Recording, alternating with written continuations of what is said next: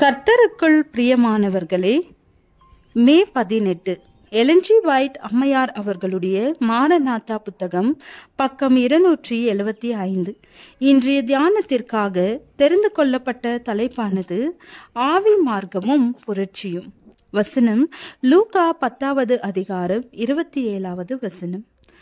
அவன் பிரதியுத்தரமாக, உன் தேவனாகிய கர்த்தரிடத்தில் உன் முழு இருதயத்தோடும் உன் முழு ஆத்மாவோடும் உன் முழு பலத்தோடும் உன் முழு சிந்தையோடும் அன்பு கூர்ந்து உன்னிடத்தில் அன்பு கூறுவது போல பிறனிடத்திலும் அன்பு கூறுவாயாக என்று எழுதியிருக்கிறது என்றான். வாலிபர்கள் உலகத்திற்குள் செல்லும் பொழுது பணத்தை சேர்க்க வேண்டுமென்ற இச்சை, கேளிக்கைகள், இன்பத் தொய்வுகளில் மூழ்கியிருத்தல் மற்றும் தோற்ற பகடுகள், உயர் இன்ப வாழ்க்கை, ஆடம்பர செலவுகள், தந்திரமான வழிமுறைகளை கையாளுதல், மோசடி, பொருளாதார சீரழிவு, கொள்ளையடிப்பு ஆகிய பாவங்களுக்கு கொண்டு செல்லும் கவர்ச்சிகளோடு போராட வேண்டியதிருக்கிறது. அங்கே சந்திக்க வேண்டிய போதனைகள் யாவை? மனிதர் விழுந்து போகாத அரை தெய்வங்கள் என்றும், ஒவ்வொரு உள்ளமும் தன்னைத்தானே நியாயம் தீர்த்து கொள்ளும் என்றும், உண்மையான அறிவு சட்டங்களுக்கு மேலாக மனிதனை வைக்கிறது என்றும், செய்யப்படும் பாவங்கள் அனைத்துமே குற்றமற்றவை. ஏனெனில் என்ன காரியமானாலும் அது சரியானதே என்றும் தேவன் கண்டனம் செய்கிறதில்லை என்றும் ஆவி மார்க்கம் உறுதியாக கூறுகின்றது. இழிவான மானிடர்களும் மேன்மையான உயர்த்தப்பட்ட நிலையில் பரலோகத்தில் இருக்கிறார்கள் என்று காட்டுகிறது. இவ்வாறு நீங்கள் என்ன செய்தாலும் அதை பற்றி பிரச்சனை இல்லை. நீங்கள் விரும்புகிறபடியே வாழுங்கள், பரலோகம் உங்களுடையது என்று அனைத்து மனிதர்களுக்கும் அறிவிக்கிறது. மனதில் விருப்பமே மிக உயர்வான சட்டம் என்றும், முழு உரிமையும் பெற்றுள்ள நிலையே சுதந்திரம் என்றும், மனிதன் தனக்கு மாத்திரமே கணக்கு ஒப்புவிக்க வேண்டும் என்றும் நம்பும்படியாக திரளான மக்கள் வழிநடத்தப்படுகிறார்கள்.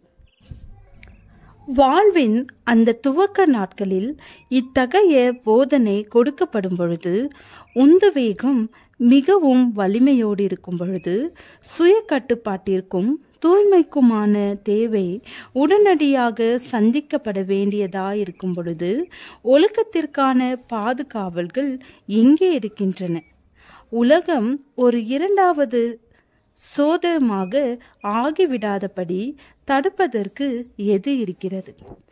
அதே சமயம் குழப்பம் அனைத்து சட்டங்களையும், தெய்வீக சட்டங்களை மாத்திரமல்ல மானிட சட்டங்களையும் அடித்து கொண்டு போக முயற்சி செய்கிறது. செல்வமும் அதிகாரமும் ஓர் இடத்தில் குவிதல் அநேகரை நஷ்டப்படுத்தி, ஒரு சிலர் செல்வம் சேர்ப்பதற்காக ஏற்படுத்தப்படும் மிக பெரிய செயற்கூட்டுறவுகள் ஏழை வகுப்புகளை சேர்ந்த அநேகர் தங்களுடைய ஆதாய நோக்கங்கள் மற்றும் கோரிக்கைகளுக்கு பாதுகாப்பை தேடி செயற்கூட்டுறவில் இணைதல், பிரெஞ்சு புரட்சிக்கு கொண்டு சென்ற அதே போதனைகளை உலகம் முழுவதும் பரப்புதல் ஆகிய அனைத்தும் பிரெஞ்சு நாட்டை அதிர செய்த அந்த போராட்டத்தை போலவே முழு உலகத்தையும் சிக்க வைக்கும்படியாக நடத்தி செல்கிறது. இன்றைய வாலிபர்கள் இத்தகைய செல்வாக்குகளை சந்திக்க வேண்டியதாயிருக்கிறது. இப்படிப்பட்ட பொங்கி எழும் பிரச்சனைகளுக்கு மத்தியில் இப்பொழுது வாலிபர்கள் தங்களது குணத்திற்கான அடித்தளத்தை போட வேண்டும்.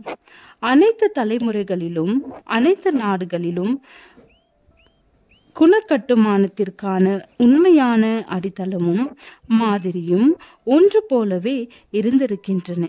உன் தேவனாகிய கர்த்தரிடத்தில் உன் முழு இருதயத்தோடும் உன் முழு ஆத்மாவோடும் உன் முழு பலத்தோடும் உன் முழு சிந்தையோடும் அன்பு கூர்ந்து உன்னிடத்தில் அன்பு கூறுவது போல பிறனிடத்திலும் அன்பு கூறுவாயாக என்று எழுதியிருக்கிறது என்பது தெய்வீக பிரமாணமாகும்.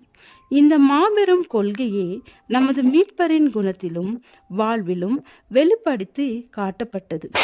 இதுவே ஒரே பாதுகாப்பான அடித்தளம், ஒரே நிச்சயமான வழிகாட்டியும் ஆகும். ஜெபம். நானும் என் வீட்டாருமே வென்றால் உம்மையே சேவிப்போம். அப்படிப்பட்ட நிலையான வாழ்க்கையை எங்களுக்கு அருளும். ஆமென்.